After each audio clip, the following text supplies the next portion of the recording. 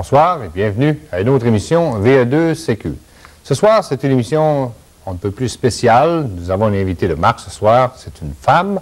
Depuis le début de la série, nous avons présenté différents types qui font de la radio amateur dans différentes branches de la radio amateur. Mais ce soir, on va parler avec Anne, VE2 Juliette Mike Alpha, comment devenir justement côté féminin radio amateur. Immédiatement après cette pause. Maintenant, les gens commencent à passer à l'action. Ils manifestent ouvertement contre les drogues. Ils organisent des défilés et des rassemblements. Ils forment des clubs Disons Non. Mais la bataille n'est pas encore gagnée. Le programme Disons Non de votre communauté a besoin de vous. Pour obtenir des renseignements, communiquez avec le club optimiste de votre localité. Parce que manifester son amitié aux jeunes, c'est les aider à dire non à la drogue. Alors, bonsoir. Anne, cordiale bienvenue à l'émission.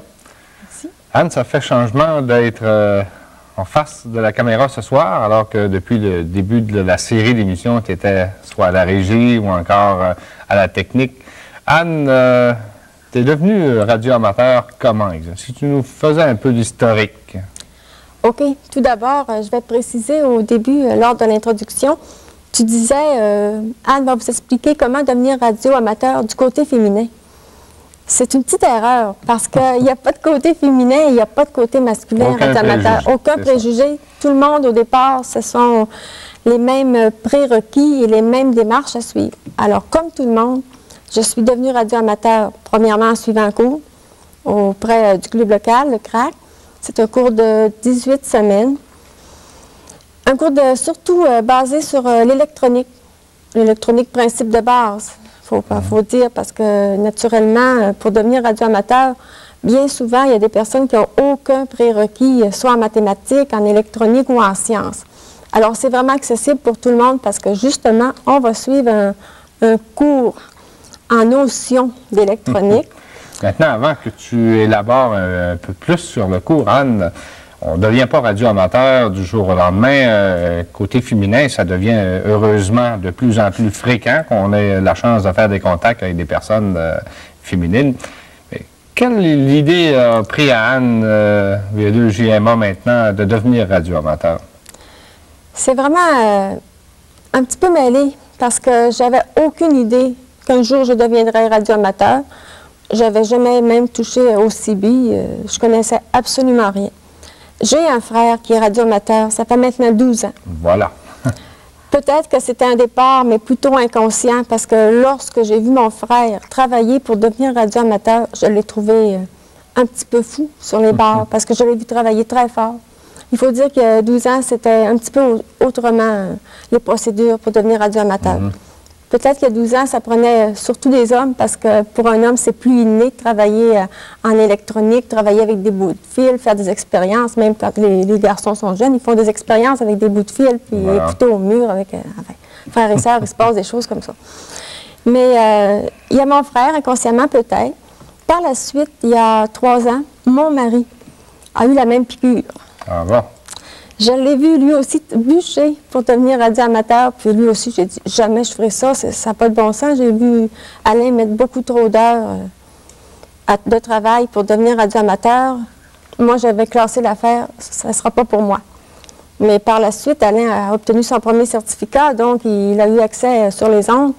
Et puis là, je me suis sentie frustrée.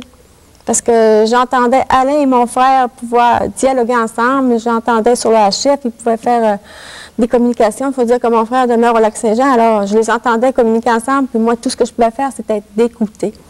Puis ça me travaillait. Ça ouvrait quand même, là, à ce moment-là, une porte, une fenêtre sur les communications internationales également. C'est ça. Puis j'ai eu l'occasion d'assister à certaines réunions mensuelles avec Alain pour le CRAC. Puis, ce qui m'a surtout aussi mis la puce à l'oreille, si on veut, c'est que les gens parlaient beaucoup de communication outre-mer. Alors, c'est un côté qui m'a intéressée.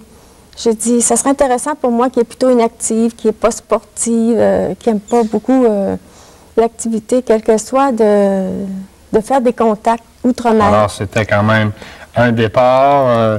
Maintenant, quelles ont été tes premières démarches, Anne, en ayant vu comme ça, justement, ton mari travailler dur, en arraché? Tu as dit on y va, on met le paquet et puis on devient radioamateur. La première démarche, ça fut de m'inscrire au cours d'électronique.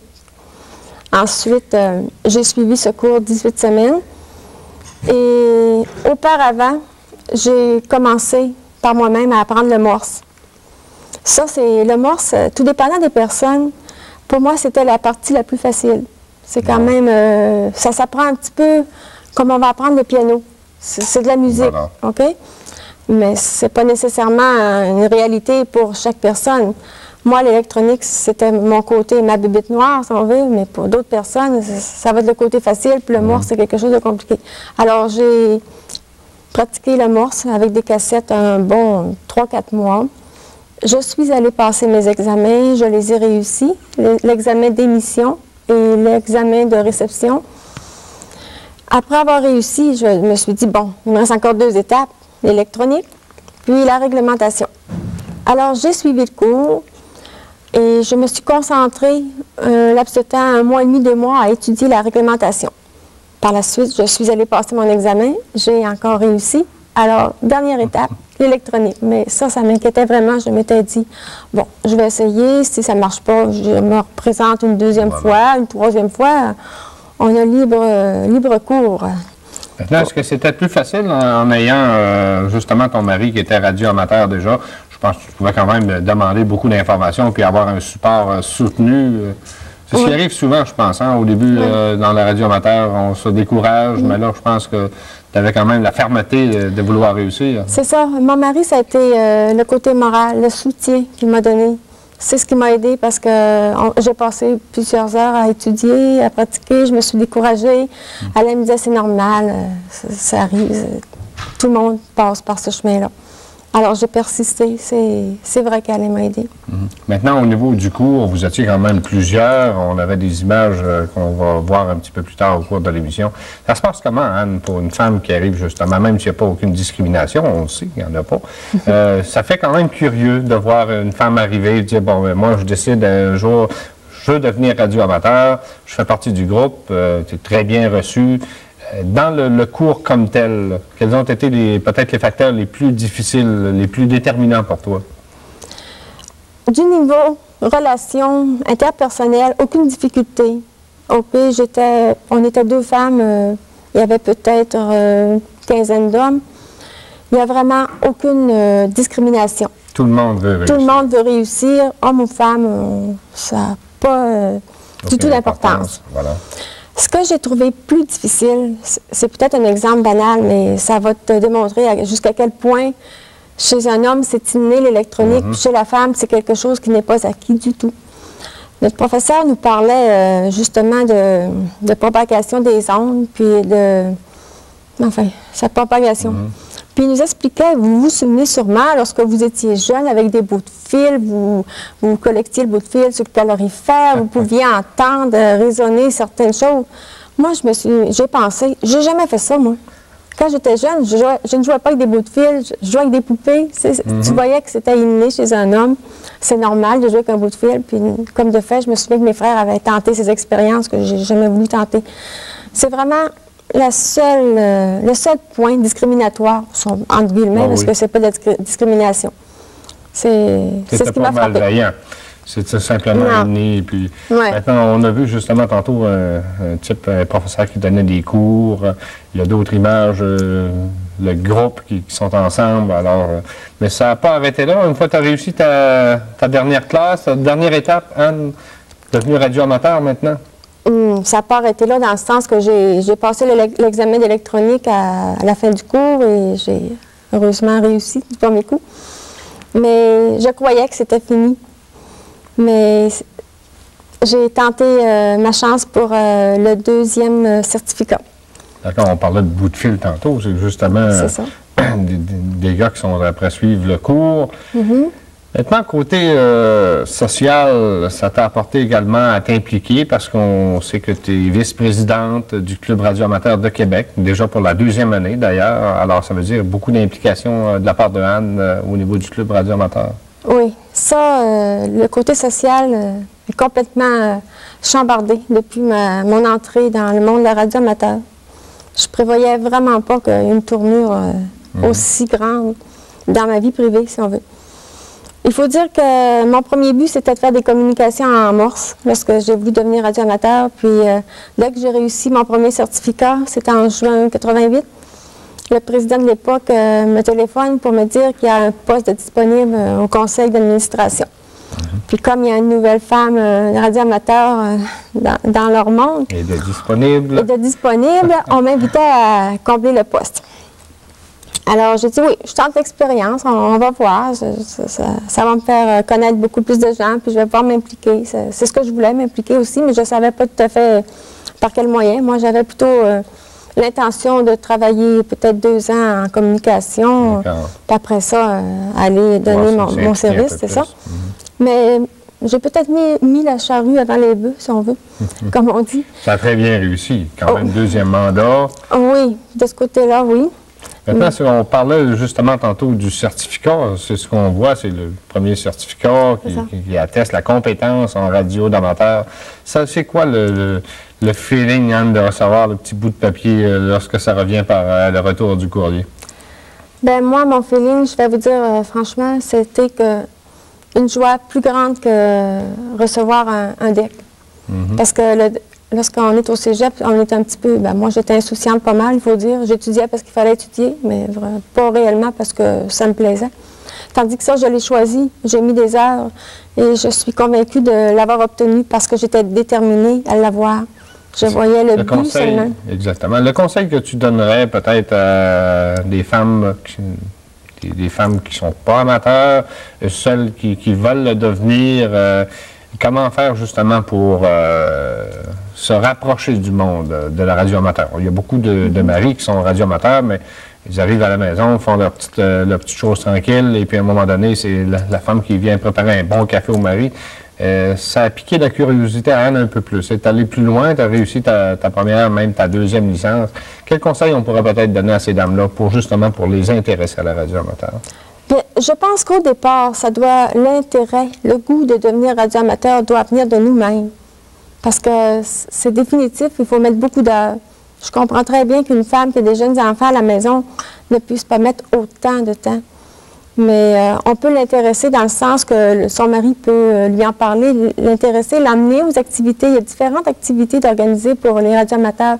Et moi, mon mandat, c'est justement, c'est mon mandat. Et puis, mon idée maîtresse au sein du conseil d'administration, c'est que toutes les activités soient ouvertes pour les hommes et pour leurs femmes, qu'on les amène. C'est plus facile pour Anne, d'une façon, en ayant justement son mari qui est radioamateur. Je pense que tu es plus conscientisé des choses que tu peux réaliser au niveau de la radio amateur. Par exemple, que ce soit des rencontres sociales, ou vous êtes impliqué quand même. Est-ce qu'Alain fait partie du conseil d'administration? Non, Alain ne fait pas partie du conseil d'administration. Alors, c'est Anne qui fait partie du conseil d'administration, puis Alain a d'autres goûts. Exactement ça. Il y en a pour tout le monde dans la radio amateur. Oui. Vraiment. Maintenant, si on revenait, Anne, peut-être au Club radioamateur de Québec, lequel, encore une fois, tu es vice-présidente, quelles sont les grosses activités qui s'en viennent pour la nouvelle saison? Alors, on est en octobre, on vient de vivre le Jamboree Scout. C'est une grosse activité parce que ça implique plusieurs radioamateurs qui se déplacent assez souvent dans des locaux, les locaux des scouts le plus souvent, avec leur station pour permettre aux jeunes d'échanger avec des scouts du Québec, du Canada ou même outre-mer. Au mois de novembre, c'est plutôt tranquille. On se prépare pour la grosse période, décembre, janvier et février. En décembre, on a Nez Rouge ici à Québec, maintenant un petit peu partout dans la province, mais il faut dire qu'à Québec, Nez Rouge est bien implanté depuis 6 ans, depuis la naissance de Nez Rouge, là. Le CRAC, les radioamateurs participent à cette opération. Maintenant, Anne, également, au niveau du Club radioamateur de Québec, il existe des petits réseaux chaque soir de la semaine. Tu es animatrice également d'un réseau. Comment ça t'est venu, l'idée? Il faut dire que tout m'arrive sans que j'aie les idées. Je suis devenue animatrice de réseau parce que c'est mon mari qui avait laissé sa disponibilité. Il est arrivé quelque chose, ses fonctions à l'ouvrage lui ont pris tout son temps. Il y a délégué. Il y a délégué, oui, c'est ça. Tu es candidat pour oui, conseil d'administration. Alain est bon pour déléguer, c'est vrai. Alors, il m'a dit, tu vas me remplacer, puis je vais essayer de m'organiser les semaines suivantes pour le faire. Je dis, d'accord. Mais les semaines suivantes, j'ai toujours remplacé. Ça dure depuis combien de temps? Ça fait plus d'1 an maintenant. Ça fait 1 an en septembre que j'anime le réseau local du mardi soir. Alors, ça va très, très bien. C'est toujours très intéressant, c'est fascinant. Quelle a été, Anne, lorsque tu as fait des premiers contacts, ta réaction? Là, je suis à ma station, c'est moi qui opère, j'ai les rênes, les cordes d'eau. On filait comment lors des premiers contacts? C'est incroyable comment j'étais nerveuse, puis les mêmes moites, j'avais chaud. Même mon morse, que je connaissais bien, je pensais même pas qu'on pouvait bégayer dans des émissions de morse. C'est vraiment le mot. Un petit contact très court, échanger nom, adresse, rapport de signal, quelque chose qui prend 5 minutes. Ça me prend un bon 20 minutes. On s'encourage quand même, on se perfectionne. Oui. Puis après ce contact, j'ai entendu quelqu'un d'autre qui voulait communiquer avec moi. Moi, c'était fini. Là. La première douche était faite quand même. Oui. Hein? Maintenant, quelles sont les réalisations que Anne, les futures réalisations que Anne a justement à passer ou à faire dans la radio amateur? J'ai mon mandat, puis j'ai encore cette année et l'année prochaine au sein du CRAC. C'est sûr que moi, je n'ai pas un mandat technique. Je n'ai pas à m'occuper du bon fonctionnement des répéteurs. Je n'ai pas de mandat, je n'ai pas le budget non plus. En occupant le poste de la vice-présidence, je suis plutôt le bras droit du président lors de son absence. Je m'amuse aussi à faire un petit peu de PR avec lui. Et puis, je m'amuse aussi à regarder un petit peu ce qui se passe au niveau des répéteurs, au niveau des cours, au niveau du budget, les projets que le CRAC peut avoir.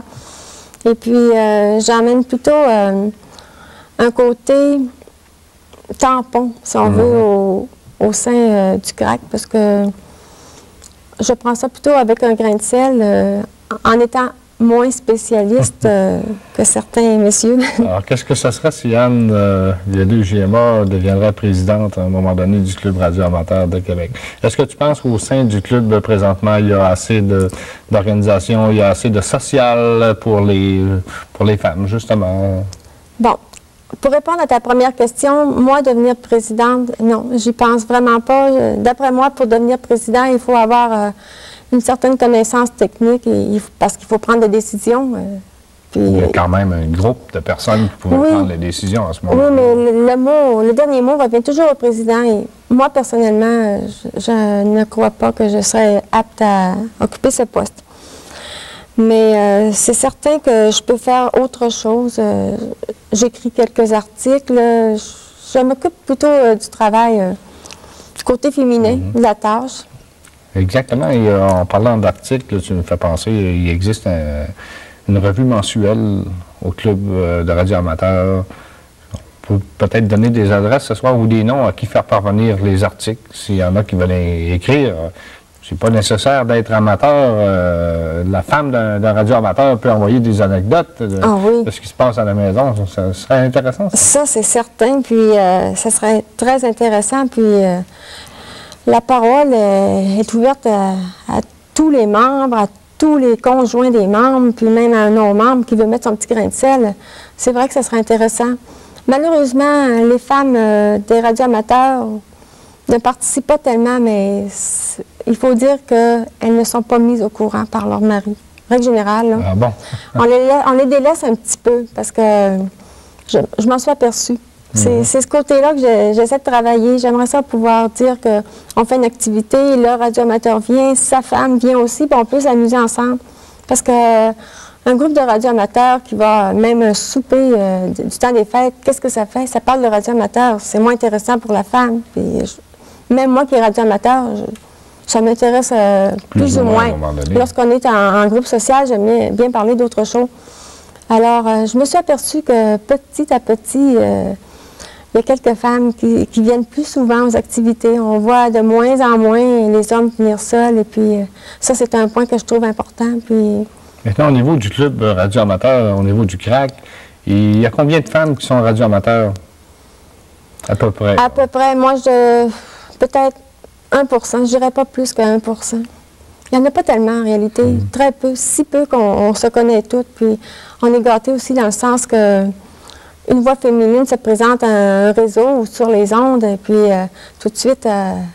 l'émerveillement de ce Ah oui, l'émerveillement, puis tout le monde veut faire un petit contact avec nous. J'entends tous les autres radioamateurs parce qu'on entend vraiment peu de femmes.